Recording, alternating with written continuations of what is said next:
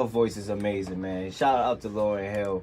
But I had my guest on the show, and how's it going? You explain to the Central New Yorkers your name, where you from, and how we gonna get this done. Alright, so hello everybody, my name is Melanie. I am a junior at SUNY Cortland. I'm a communications and Africana studies major. Okay. And I'm from Brooklyn, New York. Shout out to Brooklyn. Facts. We out here. I'm from Brooklyn too, so shout out to Brooklyn right now. It's like you know what I'm home saying? right now, honestly. Facts. Definitely like home in this booth right now. So there's a lot of topics going on in the world of sports, pop culture, and politics. And I want to discuss these topics with you right now. I noticed your first time being on the air, and what a show to be on the air for the first time, the Real Lil Show. Definitely. Obviously, you got to see me do work for the last couple of episodes. So my thing is here, I'm going to start off with the first topic. All right? I'm going to get right into it. There were 8 Ole Miss football players who knelt during the national anthem in response to the Confederacy rally on campus. So we see it a lot in colleges around the world where, you know, there's a lot of racism that still exists. We think, you know, in these days, in this generation, that racism is over for the most part. For the people that, you know, are growing up and they realize that it's not over. Yeah. And when they go to college, they see it here and there. You think because you go to school with these folks, you know, that everything will be good and dandy.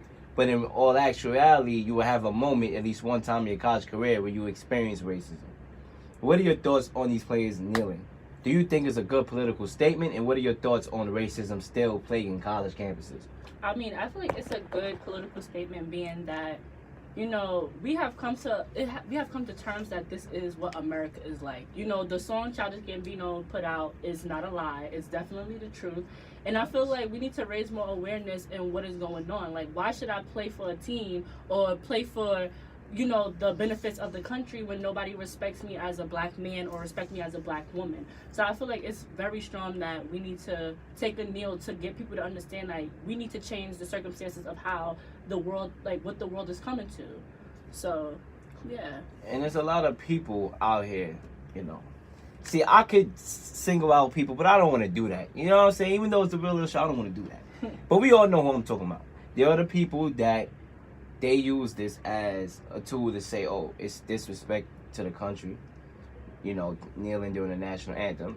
This is a disrespect to the military, the flag, and all that sort. When people who do these protests clearly state that they're doing it to protest stuff like this, rallies and police brutality, Colin Kaepernick, we know about that situation and him being blackballed in the NFL. Mm-hmm. So my thing is, what should we say to those people? Like, what goes in your mind? How do you feel about people just using it as a tool to say, all right, it's disrespecting the country? When on all actuality, the national anthem, you know, it was racism in it. Yeah, I want to first take it back, like, history-wise. I know a lot of us, you know, we probably do or don't know about history, but, like, don't, like, officially quote me, but I forgot after which war. I think it was the Civil War. And basically, black men was going to war for this country with no type of weapon, no type of armor. It was just them going out there in the war, like, going out there in war. So it's just like, y'all didn't even respect us back then. So why should we still sit here and respect the flag now when the flag didn't even respect us? When we came home, it was like nothing. Like, they didn't even give us the respect that we needed even after the war. So it's just like, what do you mean, like, oh, we disrespecting the flag? Like, the flag didn't respect our people when they got out of war. Preach. What was the benefits at that time? And then we fast forward a couple of 100 years later, and it's still the same thing, but just a different circumstance. Like, now we're not even going through physical slavery. We're going through mental slavery and psychological slavery. So it's just like, why should we sit here and still respect something when we're not getting the same respect back? It goes back to the saying, you got to give respect to get it. And that's just it. Hey, man. First time on the airwaves, I couldn't tell. Ladies and gentlemen, all right, smooth. So, we all know about the Charleston church shootings, which is, you know, that's very, like, you know, that caught me off. You know, there's certain things in history, right? Not to say any tragic event is worse than others, because tragic events are bad. You lose family members, this and that. It's all bad. You know what I'm saying? Yeah. But there's some that hit you harder than others will, I would say. Where, like, yeah, you would see that and you'd be like, oh my gosh, I can't believe that happened. condolences go out. And then you have the ones where it's like, you know, I can't take this, you know what, anymore. Yeah. Like, you know what I'm saying? And the Charleston shooting was one of those. I can't take this, quote unquote, you know what, anymore. You know what I'm saying? And you have instances like that, you know, where you know, you go to church to worship, you go to church to pray. Yeah. And, you know, you would think that would be a place where you safe at. Definitely. It's like, I came here to praise the Lord. I here to praise my God. And it's just that my life get taken away in the house of God. A place of, you know, security. A place to have a safe haven. And you can't even have that because you fear that your life is going to be taken away from you. And that should never happen at all. And another thing is, I'm pretty sure you have family that go to church. Yeah. I have family that go to church. And, you know, we wouldn't want to be placed in that situation where that happened to any of our family members, or including us, when we do go.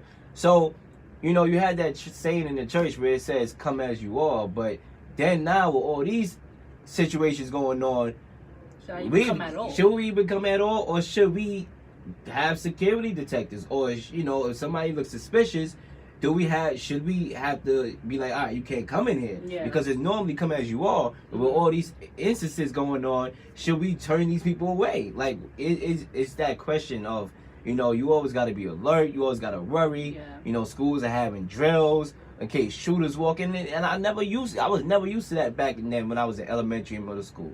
As soon as I got to high school, we had these drills. And it's just crazy that we got to live in society.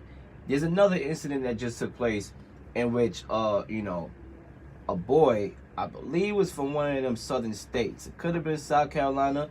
I might be wrong. You can, you know, anybody who know can quote me. Yeah. That he refused to say the national anthem. Was it a young? It was a young boy. It was a young boy. Okay. And they basically arrested him for it. He was going back and forth with the teacher. He explained why, you know, he didn't say the flag. And the boy was like, you know, he was like, first of all, I think the teacher was like, then why are you here? And I think the boy said, because y'all brought me here. Like, it was like, this boy was on some, like, revolution. How old? First of all, this was a old young is he? boy. Like, I think it was elementary or one of those middle school was a young boy. Like 12, I believe. I don't want to bring race into it, but what was his race? I'm really curious. Black. He was a black young boy, elementary school, and you're going to arrest him. It was one of those. Might be elementary, early middle school. But still, he is young. They treated him like a young, like, delinquent or something like that. And that's just, it just comes to the fact that, you know, they're already mapping these young boys out to be criminals, like, just from the beginning, just for not singing the national anthem. Like, he's already mapped out to be a criminal. Bad enough our young black men already have that title on them. They're aggressive, there's some criminals, they never gonna be anything in life. Like, we already have so many titles against these young black men, and to just do that to a young boy, now that's ridiculous to me. Because you, as a parent, you send your son to school to get an education. You're not expecting to get a phone call home saying, oh yeah, your son is arrested. I'm not get a phone call home that he acting out in class or something. But you calling my phone talking about my son got arrested, and he's like, how old? Elementary, middle school? That's not making any sense to me right now. Exactly. And that's just how it is. I know for a fact of my own personal experiences, I choose, you know, I never really brought this up to people. I choose to keep my, my political statements to myself. But I would tell you this. After the Trayvon Martin situation, and like I said, there's instances where some incidents, terrible fatalities, hit you harder than others. That hit me. I can't see a scenario in which that had to be top 3, top 2, you know, as far as like hitting me. Yeah. The Trayvon Martin situation, because, you know, it reminded me of myself, of me being around that age and me liking to go to the corner store to get snacks and stuff like that, and just knowing that somebody could be shot down just like that and the killer get off. That bestowed a lot of anger in me. And when I went back to school for a long time, and I would stand in respect to the flag during school. I would stand. You know, I didn't sit down. I stood. I didn't take a knee. I stood. But I didn't say it. I just didn't say it. Like I just couldn't say it after that, knowing that in the end it says for justice for all, and there's no justice for all. That's why I may have said half of it and then didn't finish it, or I would just stand. Out of respect, because I respect the military, I respect the flag, I respect the country. Yeah. You know, America, as much as we can say and criticize it, is better than a lot of countries out there, which I'm thankful for. Thankful for, you know, opportunities that are here.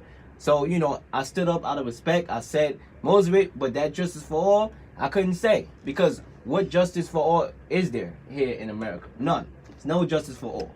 Maybe one side, maybe one kind of people, but not all. Not everybody is treated equally. So, you know, this is why Colin Kaepernick, you know, his approach is understandable. You know, people probably like, okay, why did these Ole Miss players have to kneel? You know, and I would say that is because when you trying to make a statement, you gotta go beyond your comfort zone. Yeah. You know what I'm saying? If I was to sit here and say end racism right now in this booth, who would hear me? I mean, unless the mics was over, obviously be on 90.5 airways. Yeah. But if I'm walking down the street and I said, let's stop it, who would hear me? But if I'm on national television, I got a game on, all these people watching via CBS or whatever, and I take a knee, that's when people going to realize, okay, what are these guys doing? And then we bring to the light, all right, this is what we doing and why we doing it. Yeah.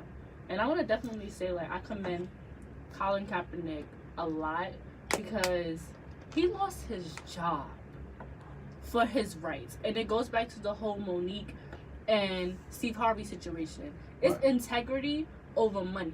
Because at the end of the day, you're going to be just some regular, like, if you are an African-American individual, man or woman, you are going to be looked at as an African-American first before anything in this world. No matter how much money you make, you still going to be another black man. And I don't know if many people seen that episode of A Different World. It's called The Cat's Cradle, I think. When they was having an argument in jail and he was talking to the other white guy that basically did, like, spray painted the N-word on his car, on the main character's car, and he basically told him, like, I got degrees and all you still look at me as another N-word. And that's just the truth. Because no matter how much money you make, no matter how much you do for the country, like, you're just another black person. That's it. And this coming to a point where, like, I'm tired of having, like, my black men being, like, held to that, like, you know, that standard. Yeah, pedestal, yeah. Yeah, like, it's just like, you're just gonna be nothing but that. Like, they work hard. And all my black women, too. Like, we work hard, too. Day in and day out. I know I'm not sitting in class for no reason.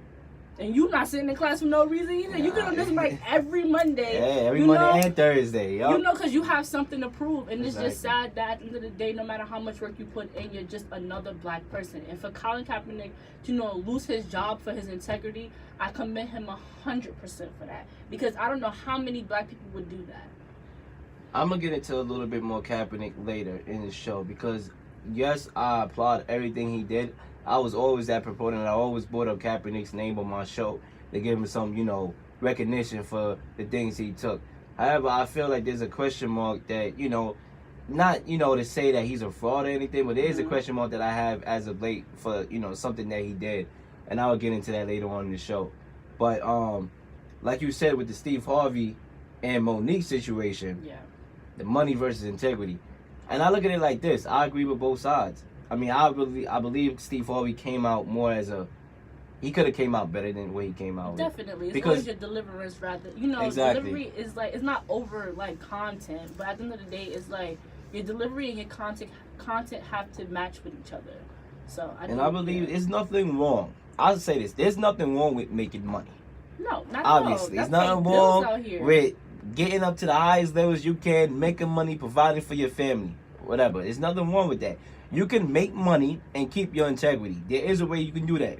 Some people feel like as soon as you get money, you lose your integrity. It's all out the window. No, you can make money, keep your integrity, help people as best as you can along the way. And I think Steve Harvey has done a good job of doing that. I see him Definitely. on With Scared the Straight. camp. Yeah, the the Scared mentor Straight. camp. You know, stuff like that. I just don't agree with everything, like his approach to everything, because I feel like it's more promoting the things that we trying to eliminate Yeah. in a way, but he cares. At his heart, he cares. Sometimes, He does. you know, we had different ideologies. You know, like Malcolm X and Martin Luther King. They wanted the best for their people, but they just had different ways of going about it. Martin Luther King was more the peacemaker. Let's, you know, be peaceful and, you know, get where we need to get. And you had the Malcolm X's where it's like, no, we going to war and we fighting for our rights. And, you know, everybody had their own, you know, ways of going about things. Definitely. But I feel like what we need to do is whether or not we think differently. We need to know how to come together and focus on improvements instead of disagreeing and then having a whole war out of it.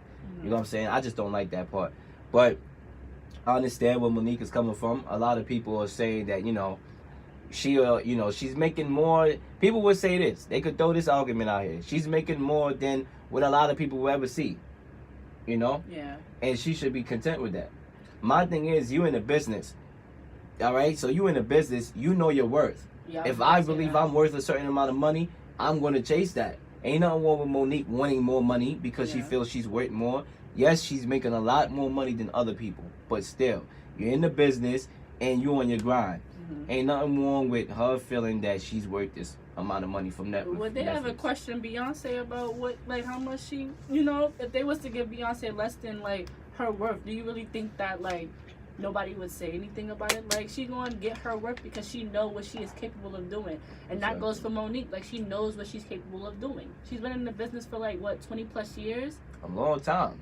Different movie roles and stuff like that. I just didn't like the fact that Steve Harvey tried to mold her into apologizing to Oprah and Tyler Perry and all these people. He just basically tried to, use that control over her, in which he apologizes for. Yeah, we know that, but still, I just didn't like that aspect of that situation. Peacemakers will try to find the best way to meet in the middle, and I think that was his way of trying to, have them meet in the middle, but I feel like that is on the individual's term. They have to come to terms in what they want to do in that situation. And he should have asked if it was comfortable with her. If it was comfortable with Lee Daniels, Tyler Perry, Oprah. Nobody knows what went on behind closed doors, so I can't really speak much on that. So, yeah. But, to close out this segment, I'm surprised, everybody on the team didn't kneel. But, everybody go about things differently. Definitely. I would have kneeled, to help, my fellow brothers. You know what I'm saying? I would have made some political statement to help, but, because it was only a few, it was only 8 of them. Yeah. You know what I'm saying? I feel like when you go to war with somebody and you're on a football field with somebody and you're going, like I said, you're going to war. Football is war. CTEs, concussions, you're going to war without the guns and ammunition. Yeah. You know what I'm saying? Your helmets is your weapons. Yeah. You're going to war with these cats every day. And to see your fellow teammate out here kneeling in protest because of what he has to go through every day being a black man, I would have, been right with him. But, like I said, everybody go about everything differently, and that's why we live in America. Yeah. 607-753-4819 is the request line. Once again, 607-753-4819 is the request line. Let me know how you feel about the various topics discussed so far on the Real Lil Show. Once again, 607-753-4819. And when we come back for the second half of the show, we're going to get into some more topics. Ladies and gentlemen, we just basically getting started. Don't go nowhere. You tune into the Real Lil Show.